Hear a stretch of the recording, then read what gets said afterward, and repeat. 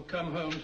You don't expect me to believe there's a whole organization going about killing people and chopping off their fingers. No, it's possible, quite possible. Hello one and all to another episode of Deep Lore. Today we're going to be discussing Dead Microbiologists, more specifically the series of 11 deaths that happened between the months of November in 2001 and March in 2002. Now of course, microbiologists die all the time, the only common factor is the field that they're in. However, these ones all died on particularly suspicious circumstances, and they were all connected in some way to bioterror and germ warfare. Now, that's how the conspiracy goes, and there's one outlier to that statement, and that's the first person to die. The first one was Benito Kay, and he was not a microbiologist, he was a researcher in a lab where he tested various agents as potential cancer drugs. He's never worked with any infectious disease or biochemical weapons. However, this was the first death that was suspicious enough to kick off what people linked to a long line of deaths. So on the afternoon of Monday 19th, Mr. Kay attended a lab meeting, and as it ended, he said he wasn't feeling too well. A nurse took his blood pressure, which was 190 over 110. She said, "I wanted to admit him, but Kay insisted on going home." He was found later that night unconscious, resting against where he parks his car typically. Both his car and wallet gone, but his briefcase still present. He spent about a week in hospital, in a coma, before dying without ever regaining consciousness during that time. Due to both the wallet and the car missing, the car of which was found abandoned a few miles from the scene, the police deemed that it was highly likely to be as a result from a mugging. However, CT scans showed no signs of any fractures in the bones, and there was no scrapes or bruises or other signs of assault. A brain scan, however, showed sure signs typically associated with a stroke. This would also link on that the nurse took high blood pressure readings earlier on in the day. It was concluded that he did get mugged, however during the mugging, before any hands were actually laid on him, he ended up having a stroke, and then they just took what they could and ran. This would typically be a coincidence and an isolated incident. However, 4 days before the attack on Kay, Don C. Wiley, a microbiologist who worked with anthrax and smallpox, did not return home after an annual meeting at his workplace. Instead, his car was found on the Hernando de Soto Bridge, which spans the Mississippi River. The keys were in the ignition and the gas tank was full. There was also a scrape of yellow paint on the driver's side, almost coming from a construction sign on the bridge, with a right hubcap missing on the passenger side. As there was no sign of Don Wiley, they went down to the Mississippi River and tried to find a body.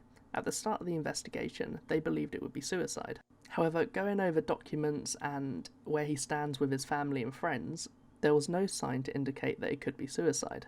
Shortly after, they discovered that Wiley had a seizure disorder that he only told family and close friends. He had a few episodes a year. Eventually, his body was found on December 20th, 300 miles south of where he disappeared. The police concluded that it was highly likely that he had a seizure while inspecting the damage of the car, causing him to fall over the railing, as he was 6'3", and the bridge railing would have only come to his mid-thigh. What made this death more suspicious is that the week that Wiley disappeared was the same week that the Anthrax fear happened in America, where tainted letters appeared over the month before to the Senate and the House of Representatives. The conspiracy public did not believe that this was a correct cause of death, and therefore the coroner, who was called Ossie Smith, got a lot of controversy regarding it. A little strange addition to that, in late 2002, the coroner Ossie Smith that worked on Wiley's body was a victim of a strange attack where he was ambushed in his place of work, wrapped with barbed wire, and left laying in a stairwell of the building with a live bomb strapped to his chest. So use that information in any way you see fit. The third microbiologist to die in suspicious circumstances was Vladimir Pasillas. He used to work in bioweapons in the Soviet Union. He then defected in 1989 to the United Kingdom and revealed what the Soviets' work was with anthrax and the plague. In the few weeks before he died, it was reported that he was talking to authorities about the growing anthrax scare. It was then reported that he died from a stroke and there was no suspicious circumstances. This was 6 days after Don C. Wiley went missing, and 10 days after Benito Kay was found lying on the floor after this alleged mugging. December 10th, about 20 days after Vladimir died, and 10 days before Don C. Wiley's body was found, Robert M. Schwarz, who was an expert in DNA engineering, was found dead in his Virginia home. It was clear that a sword of about 2 feet long made multiple puncture wounds into his chest, before then carving an X in the back of his neck. His daughter and her friends were then arrested, and it was believed that they did it as part of a satanic ritual. The 5th death happened on the same day as Schwarz, and it was Seth Van Gwen. He was found dead in an airlock storage chamber in an Australian lab. Nitrogen slowly filled the room, and he suffocated. It was deemed that this was due to a problem with the equipment and various failures. He worked in a lab that dealt with microbes like mousepox, which is similar to smallpox. The 6th death comes in the new year, which is February 9th, 2002. Viktor Korshunov had his head bashed in near his home in Moscow. 5 days later, the 7th death occurs. Ian Langford, a British expert in environmental risk and disease. He was found dead in his home in Norwich, England. He was naked from the waist down and he was wedged under a chair. 14 days after that, February the 28th, is the 8th and 9th death in a freak occurrence. Tanya Halls, who was a microbiologist, opened up the door to receive a pizza delivery. Another microbiologist colleague who knew her directly, called Guang Huang, shot her as she took the delivery of the pizza. She then turned the gun on herself and committed suicide. A little less than a month later, on March 24th, the 10th microbiologist, David Wynne Williams, died in a road accident while he was jogging outside his house in Cambridge. He studied microbiology in the Antarctic. The final death occurs the next day after David's. Stephen Mostow was an expert in treating influenza and also a noted expert in bioterrorism. He died when a plane that he was piloting crashed near Denver. So the majority of these deaths did occur as a suspicious circumstance, and the ones that weren't necessarily entirely suspicious, such as a stroke, then comes out in a suspicious circumstance. For example, Vladimir Pasillas, who it was said died as a stroke, the pathologist that covered his autopsy happened to be associated with the British spy agency.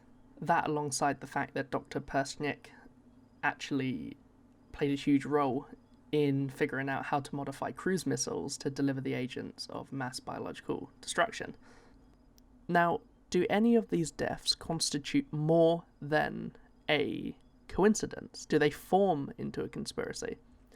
This is a very subjective part of conspiracy theories. At what point does a series of deaths that have somewhat details in common start to become a serial-like occurrence? Rumor Falk, a professor in psychology, speaks about this a lot and says that humans obviously are naturally inclined to find patterns where there might not be any. And this is obvious. I'm sure everyone watching this video knows that humans like to have some sort of content in knowing that patterns exist in the world. When does a coincidence or a pattern become a conspiracy? I would argue that that's down to the person that's perceiving it. This certainly could be a conspiracy. In the same way, it could certainly be a pattern. All I know is it's definitely something to think about. It's a strange set of occurrences, and they're all very tightly related within the 5 or so months. Thank you very much for watching. I hope you've learnt something today. If you liked it, leave a like, and if you want, subscribe. I would greatly appreciate it. We're going to work our way down the conspiracy iceberg and try and find some interesting conspiracies. And I'd love for you to come along with me.